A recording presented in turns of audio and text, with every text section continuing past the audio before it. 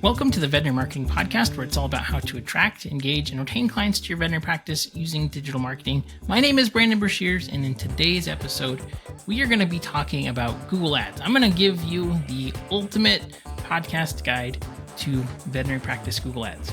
So if you're listening to this episode, I'm going to be timestamping this in the show notes, as well as if you go onto YouTube, it has timestamps on there. So certain aspects of today's episode are going to be very relevant to you. Certain aspects might not be as relevant, but hopefully you can listen to it once all through and then save this as a reference. And probably this will be valid for the next at least couple of years. There'll probably be changes to the way that conversions are measured and things, but hopefully this is going to give you a really solid understanding of how to use Google Ads, what you should be doing, what you shouldn't be doing, and how to improve the results that you're getting. So before we begin, we have two sponsors for today's podcast, and here they are. Are you looking to get better SEO ranking for your veterinary practice? Probably everyone I know that runs a veterinary hospital would be benefited from having better local SEO. And that's why I want to give you some free tools from one of today's sponsors. It is whitespark.ca. If you go to veterinarymarketingpodcast.com/SEO, that's veterinarymarketingpodcast.com/SEO, you can sign up to get a free account to give you some amazing SEO tools. Whitespark gives you everything that you need for better local SEO. If you haven't heard the episode I did with Darren Shaw, be sure to go back and look at it. He is the founder and owner of this company. It is fantastic. They have Google Business Profile Management, local rank tracking, local citation finder, reputation builder. They even have professional SEO services if that's something that you're looking for. So go to veterinarymarketingpodcast.com/SEO to check out Whitespark and the free tools that they have available for you. You won't be disappointed. They're really cool. Let me know what you think too. If you need help with any of that, please don't hesitate to reach out. But again, veterinarymarketingpodcast.com/SEO. Have you ever said to yourself, I wish I knew where these clients were coming from? If you've ever been wondering, what is actually driving conversions in your practice, then I have something that I think will be great for you, and that is CallRail. CallRail is a fantastic tool that allows you to measure and see where your conversions are coming from and which of the calls and call sources are driving clients into your practice. CallRail makes it really simple to not only see where your calls are coming from, but the AI tools that they have that track and record the conversation so that you can assign outcomes to the calls is amazing. I highly suggest all of the clients that I have use CallRail. And if you've ever wondered where are my clients coming from, you can try CallRail out for 2 weeks for free. If you go to veterinarymarketingpodcast.com/CallRail, you'll be able to try CallRail for yourself and finally know where your clients are coming. All right. So today we're talking about Google Ads, and Google Ads are incredibly important if you want to have a consistent way to drive specific customers into your practice. And the thing that I love about Google Ads is that, number one, it is trackable. Number two, it is scalable. You can turn it up, you can turn it down. And number three, you can create very specific types of avatars that you attract and convert. So there's a bunch of demand here. And when we think about any ad platforms in general, I think you need to think about how you're attracting the types of clients that you are wanting to get. So number one, you need to know who it is that you want to be attracting. I've talked about this at length in the past, and it's never not important. So it's always important, okay? You want to be attracting the right kinds of people, and the right kinds of people are determined by what it is that you're looking to attract, whether that's a service type, you want cherry eye surgeries, dermatology cases, exotics, you name it. You can get very, very specific when it comes to who you want to be attracting. Or you can target demographic based. So that's, let's say couples who are 25 to 34 who are childless that have a pug and they treat their pug like their baby. So that's demographic based. Now you can always do an overlap of those two things, but usually you want to start with one or the other, in my opinion. And I want you to think too, whenever you're doing advertising in your veterinary practice, when you start applying more filters and making the targeting more narrow, more specific, that is always more expensive because it limits the number of people you can show up to. And so what we want is called the minimum viable audience. And Seth Godin coined that term. And it is the smallest possible market that you can address that you want to. Now, why do you want to target smaller audiences? And the reason for that is you can craft a far better message because you're serving a specific group of people. So what happens when you craft a better message? The offer is more relevant, the offer is more valuable. It feels like you're talking to them. I'll give you an example. Right now, you're listening to the Veterinary Marketing Podcast. You are not listening to the Small Business Marketing Podcast. You might also listen to that. But because you own a veterinary practice or work in a veterinary practice, it is more valuable to you because this is specific to veterinary medicine. So that's a perfect example. Okay. And it's a small market, but for me, it's who I want to work with and it's big enough to make an impact. So that's why I'm in this market. I think people oftentimes go too broad or far too narrow. If I made a veterinary Star Wars podcast, like people who are in vet med who love Star Wars is pretty broad. A lot of people like it, but that would probably be too niche, right? And there's not much growth for sustainable opportunities there, in my opinion. So choose the smallest possible audience that's going to be small enough that you can address concerns, but yet big enough that you can have consistent client base. Now, there are cases when, like, let's say you just want like 3 TPLOs a month. Okay, that's a very small market. That's a very small amount. You can go very, very niche there and get the return that you're looking for. It's going to depend on your goals and things. But generally, you want to have, I'd say, 3 or 4 client avatars that are pretty well defined, that are going to be think about your best types of clients and then go with them. So once you know either what types of services you want to be advertising or who you want to be showing up to, that's going to inform the campaign and what type of campaign that you do. Because ultimately, there's only 2 ways to target people, based on demographics or based on activity.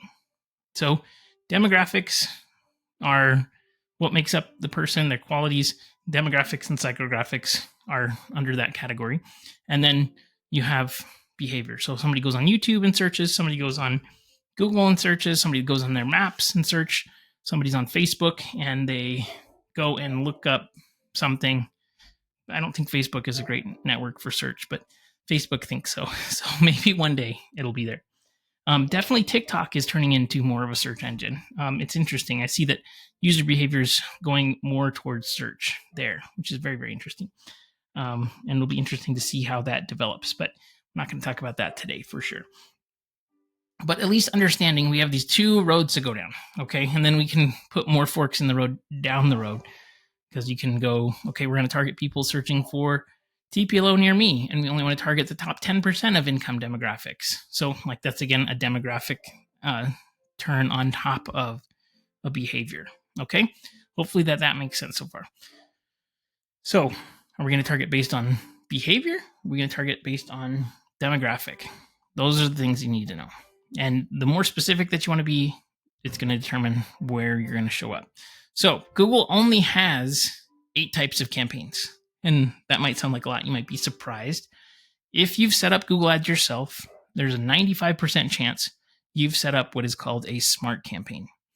And smart campaigns are total garbage. So let's just start going through all of the campaign types. I'll just go over them briefly, and then we'll dive into each one and then use cases.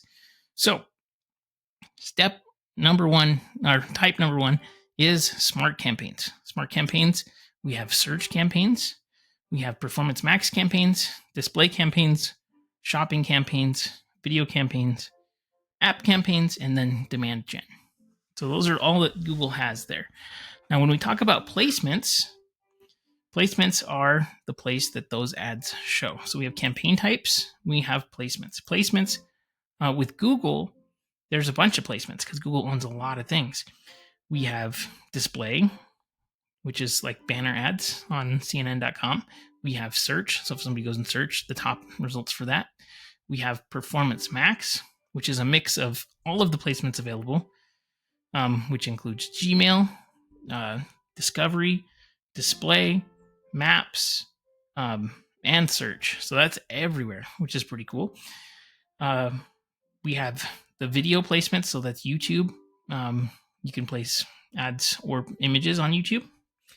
Then we have the apps, network, and so like the Google Play Store, for example, has all of the apps that are there, and within the apps you can place ads like on Candy Crush or something. And I think those are all the different placements that we have within Google. So you have other sites that you can show up on. You have search, you have maps, YouTube, apps, app networks.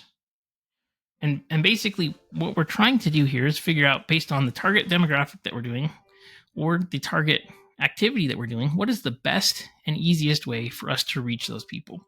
So for a lot of practices, search is one of the easiest ways to start when it comes to Google Ad, because you can really show up for tailored campaigns and tailored ads based on what you want to be showing up for. And hopefully it's going to be limited to what you actually want to be showing up for. Now, when it comes to ads, there's a lot of pitfalls because they make it very easy to get started. And I referenced this in just a second ago when I talked about smart campaigns. So smart campaigns, you put your URL in, it pulls a list of broad match keywords, chooses some targeting, creates ads for you, and you're off to the races.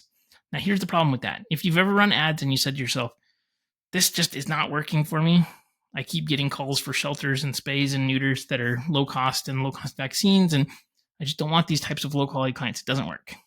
It does work. You did get a result, but you didn't tell it what result you wanted. It did its own thing. With ad networks in general, like if you think about the vast majority of clientele and the vast majority of search volume that's out there, most of it is related to these non-desirable services. And so you need to make sure that you tell Google exactly what it is you're looking for. So when it comes to doing ads in general, there's ways that we can target. We can target based on keywords, what people are searching for on these different search networks and search platforms. And then within Performance Max, they call those keywords signals. And we'll talk about that when we talk about Performance Max. But let's talk about search and smart campaigns, because those two campaigns are informed by keywords. You probably heard about that with SEO and ads. So keywords, you have three types of matches. You have broad match keywords, you have phrase match keywords, and you have exact match keywords. So broad is generally broad. Like if you put the word veterinarian in, anything broadly related to the word veterinarian is going to show up. So if somebody searches low cost veterinarian near me, it's going to show up. If somebody searches how much does a veterinarian make per year, it's going to show up. Not the most desirable when you're starting out. And that's typically why those smart campaigns don't work very well. They set you up with broad match keyword types into your campaigns. And so you're just showing up for everything. And Google's just kind of throwing stuff against the wall, seeing what sticks. Now, with that, and in smart campaigns in particular, it is just too broad that you're going to get anybody. Again, we're trying to make something that is going to be a good fit for your ideal demographic or ideal service. We have to provide value and stand out. Now, why are we doing that, by the way? Because if we don't give people a reason why they should do business with you other than the price, the only thing that they can compete against, or you can compete against rather, is price, right? That's the only comparison tool that a client has. So it's very important that we're able to communicate value, and that's done by targeting that minimum viable audience, because we're going to be able to make more specific offers, ads, creative, all that stuff. So typically when starting out campaigns, usually the best place to start is in phrase match. So phrase match, the phrase has to be in there. It has to be very closely related to the phrase that you put in, and then your ad is going to show. So phrase match is a great place because it gives you enough scale to get your ads out there, get them serving. But at the same time, it's not as broad as broad match. And then it's not as limited as exact match. Now, exact match, it has to be exactly like it is input. So if you put veterinarian in Tampa Bay, Florida, that's open now, somebody has to search veterinarian in Tampa Bay, Florida, that's open now. And so there's not that many searches with that exact phrasing, so it's not going to show up that often. But when it does, it will work. Examples that I like to use exact match are people that are looking to hire vets, for example. You want to set up a Google Ads campaign. And let's say you're in Austin, Texas. You'd put in an exact match of DVM jobs in Austin, Texas. So if somebody's searching that, they put those exact words in. They're probably a veterinarian. They're probably looking at moving to Austin, and they're probably looking for a job, right? So that makes sense. We want to limit it. We're not trying to get any level of volume, and it's very, very specific, okay? So within search, keywords are incredibly important. And also, I think when it comes to search, you want to do three things. You want to show up for the right searches in the right locations at the right times of day. And if you can do those three things, you're going to be successful. Now, search campaigns are changing because the way that people are using the internet is changing. Google just released last week their update to AI. They're rolling out AI responses here. And so things are going to get weird over the next 6 months for sure. And I think that probably search ads are going to become a little bit less effective. That's why I'm moving a lot more towards Performance Max. And I'm using different strategies to combine both search and Performance Max and the efficacy of these campaigns together to give us better results. So search encompasses search ads and smart campaigns. Smart campaigns are garbage. Don't do them. And then search campaigns are much better in general.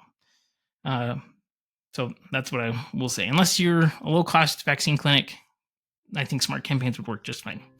And it's not that the campaigns are garbage, just that there's a lot of volume around that, and there's a lot of undesirable search traffic that you don't want to pay for. If somebody's searching for low-cost vaccines near me, you don't want to pay to get that click. You're looking for the high-quality clients. The next thing we have is called Performance Max ads. Now, Performance Max is really cool because it's across all of the placements. There's tons of ad inventory. There's a lot of really cool in-market segments that you can target. So in-market segments are people that are actively buying different things or having live events happen. And with Google owning so many products like Maps, YouTube, Google Chrome, they have a really good idea of what everybody's into. And so they know that you're adding a puppy to the household in the next 3 months. They know that you're buying raw dog food. They know that you're buying a cat bed or dog bed, right? Like people that buy dog toys. There's all these crazy in-market segments that you have access to through Performance Max that really helps you to target the right kinds of people. Now, the cool thing about Performance Max is that it's typically a placement that, and placements, remember, that's where your ads are showing, but it's a placement that's typically awareness-based, but the campaigns are very conversion-focused, meaning that even though it's showing up in display, it's targeting this person because it has a high intent for conversion or high likelihood for conversion based on the other signals that are informing who to show the ads to.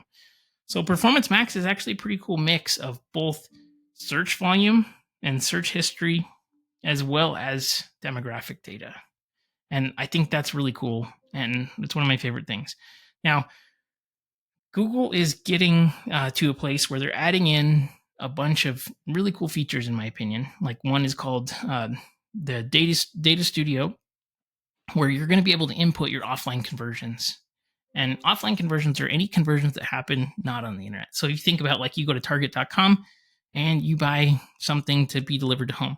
That's an on-site conversion because Google can see that whole conversion process and that purchase behavior is tracked. Veterinary practices almost exclusively have off-site conversions. And funny enough, too, if you have like a pharmacy or online store, it's not hosted on your own site. So somebody else is getting that data. It's still technically an offline conversion for you. Veterinary medicine absolutely needs to come up to speed with getting data transferred from practice management software to the internet so that they can see who your client is and how it's best converting. So that's an important note. And I could rant about that. I've been ranting about that for the past year. If you've talked to me, you know that I'm an advocate for that. So Data Studio allows you to upload lists of your customers, and Google can take a look at all of those people, find out the commonalities between them, and then go out and find more of those clients and customers, which is very, very cool. So if you're thinking about how do I get more of my favorite customers, or favorite clients rather, Performance Max is a great way to do that. You need to have tracking in place, though, and that's a caveat I should say for everything. You need to understand the customer journey, where they're coming from, how they get there, and then how they convert, so that you can give these signals to Google to have meaningful conversion data. If you don't have meaningful conversion data, it's hard to do marketing effectively. You just have to get lucky, essentially. So all that being said, Performance Max is a really cool placement. You get to use images, videos, text, and then all of the asset extensions, which are different components that make up ads, like a phone number extension, lead form extension, different really cool things that are out there. The next type of ads that we have are called display ads. Display are the banner ads that you see when you're on a site or a partner blog or something like that. And it's pretty straightforward. You create an image, you target people based on demographics or in-market segments, and then it shows to them. Now, the problem with display ads is there are a ton of bots that are out there creating click fraud. And so the traffic quality is terrible. You have to be very specific. Usually display works really well for scaling like e-commerce and things. So you want to have typically better, it's not like boosting a Facebook post. Okay, because with Facebook you have social proof, you have people commenting, you have engagement, and so it's not the same placement. I think a lot of people believe that display is very similar to Facebook, and it's not. It's night and day. There's just so much more scale. If you wanted to, you could spend $1 million a month on display ads, and you'd still have audience to target. So it's massive. It's very cold traffic, meaning that people don't know, like, and trust you, and it's difficult to convert, even for experienced marketers that have a really robust funnel, in my opinion. I think it's much more suited to e-commerce. I've tested this with retargeting, which is where you're targeting people who visited your sites and things, and still there's so much click fraud. It doesn't work very well for veterinary practices. Next, we have shopping ads. Shopping ads are cool if you're selling a product, but most practices are not selling products online, so it doesn't typically make sense. If you have a site like Shopify or anything like that, shopping ads are cool. The way that shopping ads targeting happens is you have to have a really robust description, because it takes your product, your description feed, and your product catalog, and then uses that to figure out where to target. So it's a kind of odd. You have to really manage conversions, see where things are converting, and then update descriptions based on where you're showing up and things. So very, very interesting product, but I don't think it works for most practices. Next, we have video ads on YouTube. Now, YouTube is fantastic because it's a lot less competition in terms of the veterinary industry, right? There's not very many veterinarians that are running ads on YouTube. You get to show and tell a story, and the targeting is just fantastic. So I like YouTube a lot and video. The thing is that the barrier to entry is creating the videos. And so that's definitely a reason why fewer people get out on YouTube. Companies like Videos make amazing videos for your practice that you can use as marketing collateral. And so if you can get, and they have a huge library too and a subscription service. It's a fantastic company. If you haven't heard of Videos, check out videos.com. Not a sponsor or anything, but Craig is the owner of there, and he's an awesome guy. And then it's just a cool placement. You want to make sure that you're set up for managing conversions in a way that's going to make sense. Now, with videos, there are native lead forms that you can run right below the video, so people don't even have to leave YouTube. They just complete the conversion right there, and it's really cool. So you want to have a game plan. You want to have a funnel built out. It's not the lowest hanging fruit, but it's definitely a huge opportunity. And by the way, you have to think, what is the easiest way for me to get from here to a customer or client coming in the door? And what is going to be the easiest way for me to do that? So that's always how I frame these conversations. There's not any reason you should go out and build this elaborate mousetrap that's super difficult when you can just go out and grab a client right away. So just a note there. Next, we have app networks. If you have an app for your practice, you can use app ads and retarget people on your list. Like, let's say you wanted your clients to download your app, you could run an ad for that, which would be cool. And I think that's probably about the only use case for app downloads that you'd want to use, or app ads rather, campaign types. And those placements are all over the place as well. So like it shows all over YouTube, display, search, all over. Then the last is called demand gen. Now, demand gen is pretty similar to YouTube, but the focus is lead generation. It uses videos and images to help you create leads. And typically you'll use lead forms and things like that. Within all of these campaign types, there's a bunch of nuances. But let's talk about real quick. If you want to target people based on demographics, the campaign types that you'd be running would be Performance Max, Display, YouTube, or Demand Gen. If you want to target people based on behavior, the placements, and by the way, there's overlap. You can do multiple on a few, but the behavioral searches would be search, obviously, performance max, obviously, video. You can target people based on search in video, and then that's it. That's smart campaigns, but please don't use smart campaigns. So listen, I know that this is very overwhelming to some people. It might not be overwhelming to you, but you need to think about this in as simple of terms as possible. So the way that I like to think about campaigns is we have our macro goal. So what is our end goal that we're getting to? What's our easiest way to get there? And then let's break it up into the tiniest little steps possible.